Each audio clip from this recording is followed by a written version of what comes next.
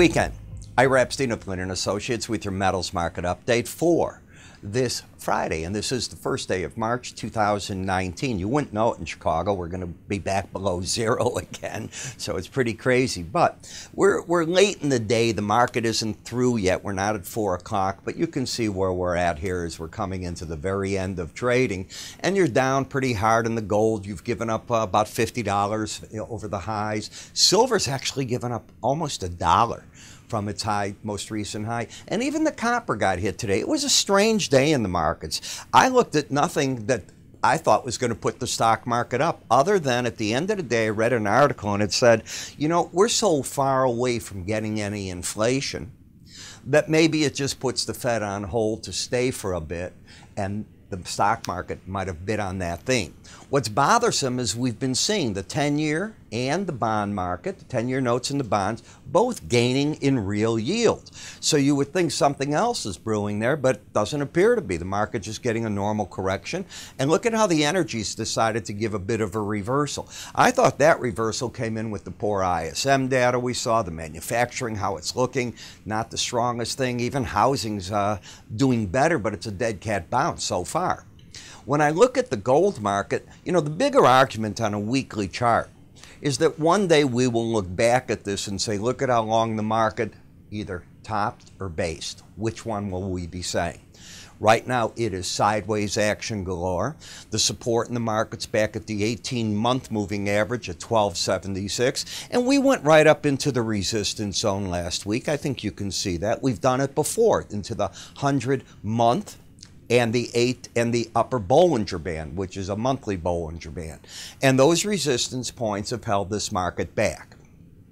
When we come to the weekly chart, we have a bit of a change. If I get rid of this week, you had a pattern where each break low on a settlement basis, that's a close only, was higher.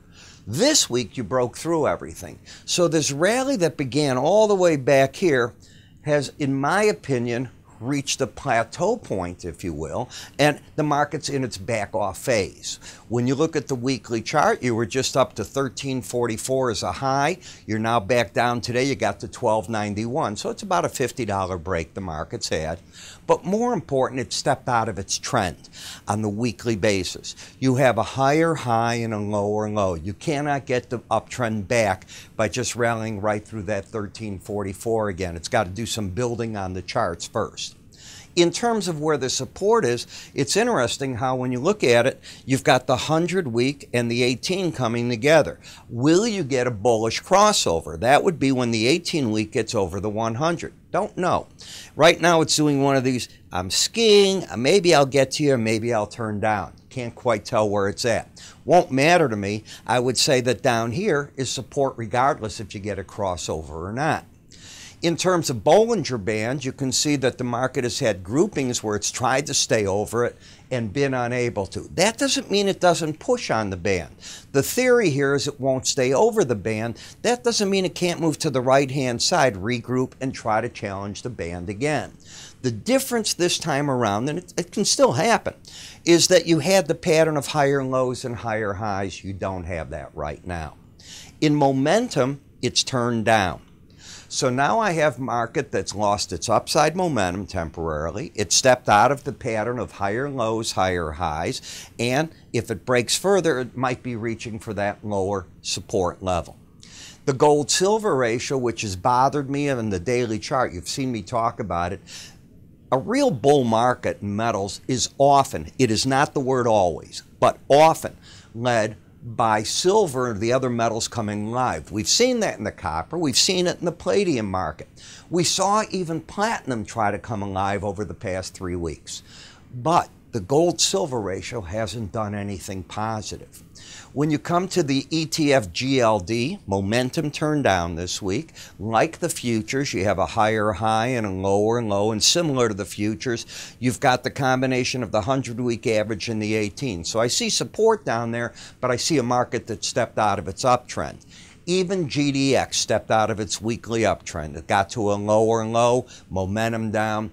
This is the first support zone in that market. So you're at it. You could reach down for the 18-week, but you don't have to. We'll just see what it's able to do right here.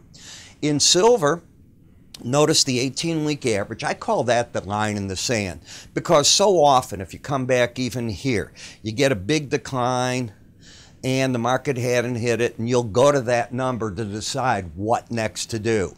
And whatever it does, immaterial to me. What's important is on the way down, it came back to that. So I know I'm at a zone where I've got to pay attention. Now, what's bothersome is up until this week, I did have the higher lows, higher highs. So I left that arrow for you to see.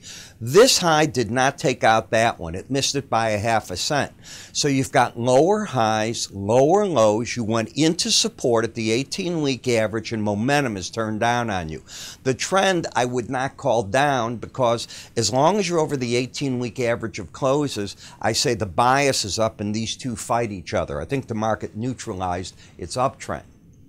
In the copper market, the market's ahead of itself. You're over the upper Bollinger Band, but let's understand. Remember what I talk about in sideways action. Always pay attention to that. Because what markets tend to do is, if they're challenging the upside, as they did here on the week of the 8th, and you can exceed to the next moving average, which the market finally got itself to do, it's not even stalled.